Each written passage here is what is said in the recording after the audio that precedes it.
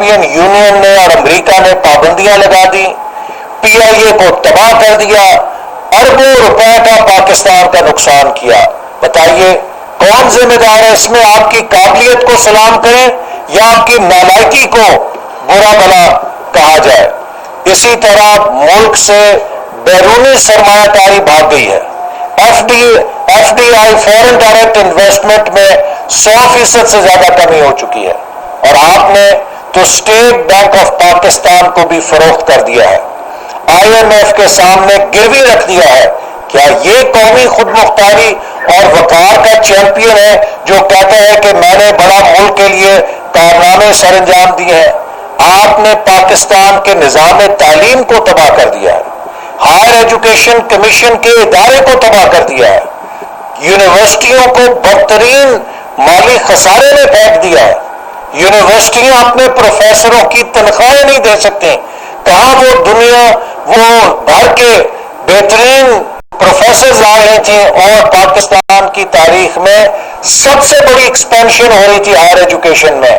آج وہی higher education sector چیخ رہا ہے، چلا رہا ہے، آپ نے تباہ کر دیا اس کو۔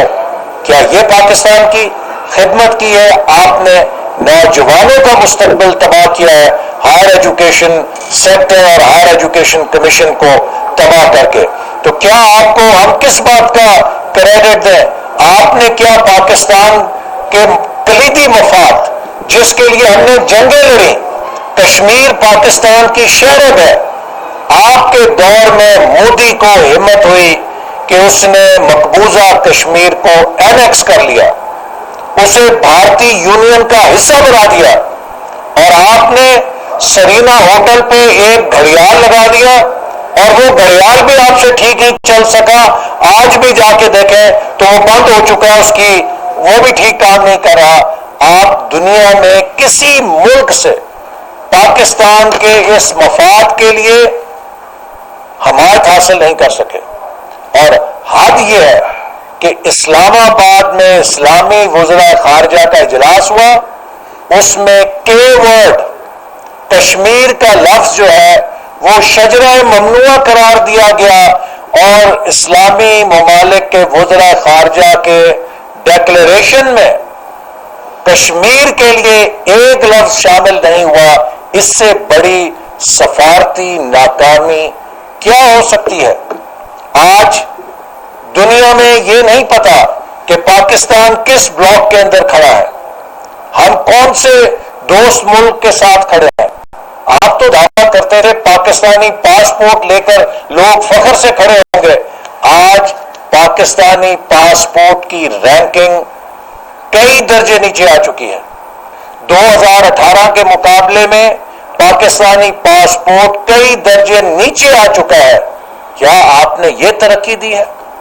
آپ کہتے تھے میں صاف اور شفاف نظام لے کر آؤں گا، آج پاکستان دنیا کا سب سے بڑا کرپشن میں ترقی کرنے والا ملک بن گیا۔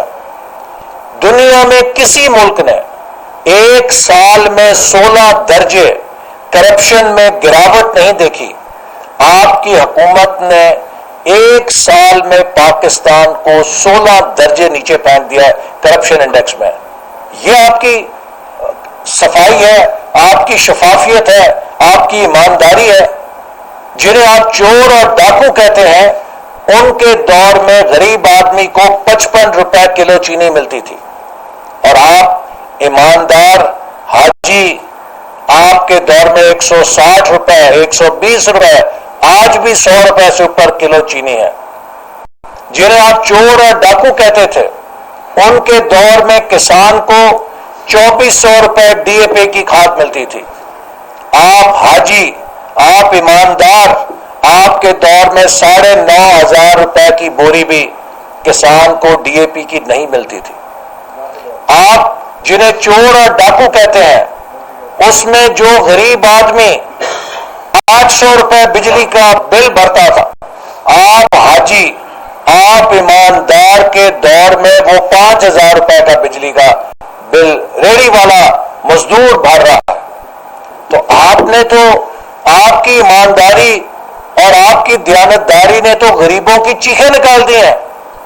غریبوں کا جان نکال دی ہے. آپ کی نام نہاد ڈرامہ بازی جو ایمانداری کی تھی اس نے پاکستان کا ستیہ ناش کر دیا ہے. آج ایک غریب آدمی کیا متوسط طبقے کا گھرانہ بھی اپنا بجٹ نہیں چلا سکتا. یہ حال کر دیا آپ نے پاکستان کا. آپ کہتے ہیں میں پاکستان کی جنگ لڑ رہا ہوں. کون سے پاکستان کی جنگ لڑ رہے ہیں؟ آپ پاکستان میں وہ کام کر رہے ہیں جو پاکستان کے دشمن پاکستان کو تباہ کروانے کے لیے شاید اربوں ڈالر سے نہیں کر سکتے تھے. آپ نے وہ فورن فنڈنگ کے ذریعے ان کا کام، ان کا ایجنڈا عمل کر کے اس ملک کو اندر سے کھوکھلا کر دیا. آپ فورن فنڈنگ کیس کے اندر مجرم ہو چکے ہیں. آپ نے ان ممالک سے جو پاکستان دشمنی میں اپنا نام رکھتے ہیں، جن کے بارے میں کوئی شبہ نہیں کہ those are anti Pakistan lobbies, ان سے آپ پیسے لیتے رہے ہیں. کیا پاکستان دشمن آپ کو پاکستان کی ترقی کے لیے پیسے دیتے رہے ہیں؟ پاکستان دشمن آپ کو اسی کام کے لیے پیسے دیتے رہے ہیں کہ آپ پاکستان میں جا کے سیاسی عدم استحکام پیدا کریں، آپ پاکستان کی پارلیمنٹ پہ حملہ کریں، آپ پاکستان کے اداروں کو تباہ کریں، آپ پاکستان کی معیشت کو تباہ کریں. آپ نے اپنے ڈونرز کا کام بہت خوبی کے ساتھ کیا اور آج اس کی قیمت 22 کروڑ عوام بھگت رہے ہیں. اسی کا مقابلہ کرنے کے لیے ہم تحریک عدم اعتماد لے کر آئے ہیں تاکہ آپ کو گھر بھیجا جائے. آپ نے پاکستان کی معیشت تو تباہ کی، لیکن سب سے بڑا آپ کا گناہ یہ ہے کہ آپ نے پاکستان کی گورننس کو تباہ کر دیا، پاکستان کی انتظامی مشینری کو تباہ کر دیا. آپ نے گریڈ 22 اور 21 کے افسروں کے ایسے تبادلے کیے جیسے آپ کے وہ خانسامے یا باورچی ہوں. انسان اتنے خانسامے اور باورچی بھی نہیں بدلتا جتنے آپ نے گریڈ 22 کے افسروں کو گمایا ہے. آج پورا انتظامی ڈھانچہ مفلوج ہو چکا ہے. آپ نے عدلیہ کو تباہ کیا ہے. پاکستان کی تاریخ میں نہیں ہوا کہ سپریم کورٹ فیصلہ دے اور 7 مہینے تک اس کے فیصلے کا منہ چڑھایا جائے. پنجاب میں بلدیاتی ادارے بحال ہوئے، آپ نے سپریم کورٹ کو وہ نچوایا، وہ بے عزت کیا کہ اتنا دفعہ 30 کا مجسٹریٹ بھی بے عزت نہیں ہوتا جتنی آپ نے سپریم کورٹ کی بے عزتی کی ہے. اور مجھے صرف افسوس اس بات پہ ہے، دل پہ میں ہاتھ رکھ کے اور بھاری دل کے ساتھ ڈرتے ہوئے کہتا ہوں، مجھے سپریم کورٹ سے بھی گلہ ہے کہ اس شخص نے 7 مہینے تک آپ کے فیصلے کو اپنی جوتی کی نوک پہ رکھا. کہاں سپریم کورٹ نے یوسف رضا گیلانی صاحب کو کھڑے پیر فارغ کر دیا تھا. عمران نیازی اور عثمان بزدار سپریم کورٹ کے فیصلے کو اپنی جوتی کی نوک پہ رکھ کے بھی آج بھی اپنے عہدوں پر بیٹھے ہوئے ہیں. اس سے آئین اور قانون کی حکمرانی پہ یقین رکھنے والوں کی دل شکنی ہوتی ہے. میں امید کرتا ہوں کہ سپریم کورٹ کبھی نہ کبھی اس بات کا ضرور نوٹس لے گی. آپ نے اسی طرح ملک کے اندر لا اینڈ آرڈر کو تباہ کر دیا. جو سیکیورٹی کے ادارے تھے ان کو آپ نے مخالفین کے پیچھے لگا دیا اور دہشت گردوں کو کھلی چھٹی دے دی. ہماری حکومت کے زمانے میں تمام انٹیلیجنس کے ادارے دہشت گردوں کے پیچھے لگے ہوئے تھے.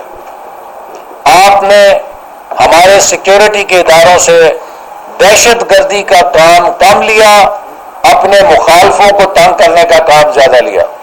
نتیجہ یہ ہے کہ دہشت گردی پھر سر اٹھا گئی، دہشت گردوں کو موقع مل گیا.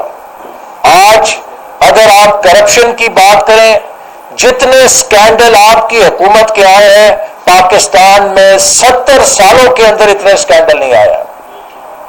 2018 سے پہلے جتنی پاکستان کی تاریخ ہے اس میں جتنے بھی سکینڈل آئے ہیں انہیں ایک ترازو میں رکھ دیں، 18 سے 22 تک جو سکینڈل آئے ہیں انہیں دوسرے ترازو میں رکھ دیں، پی ٹی آئی کی کرپشن کا پلڑا بھاری ہوگا۔ آپ کس منہ سے کہتے ہیں دوسروں کو چور اور ڈاکو؟